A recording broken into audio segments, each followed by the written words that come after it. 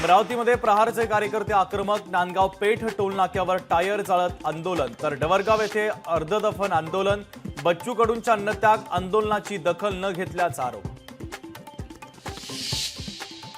बच्चू कडूंच्या आंदोलनाचा आजचा 5वा दिवस। शेतकरी नेते राजू शेट्टी आणि आमदार रोहित पवार बच्चू कडूंची भेट घेणार। शेतकरी आंदोलनाच्या स्थळी रक्तदान देखील करणार।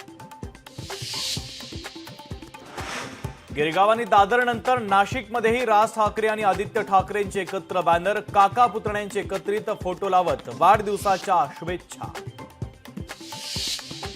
महायुती आणि महाविकास आघाडीच्याही एकसंधतेवर प्रश्नचिन्ह, मिनी विधानसभेच्या आधी रंगणार राजकीय फड, सर्वच नेत्यांच्या भूमिकेकडे लक्ष।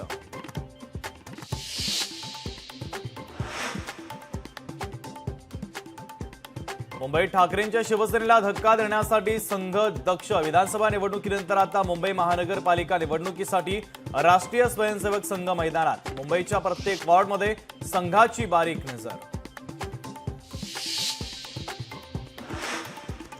काँग्रेसचा आज राज्यभरात मशाल मोर्चा। निवडणुकीमध्ये मतांची चोरी करून भाजप सत्तेत आल्याचा आरोप। हर्षवर्धन सपकाळ गडचिरोलीतील आंदोलनामध्ये सहभागी होणार।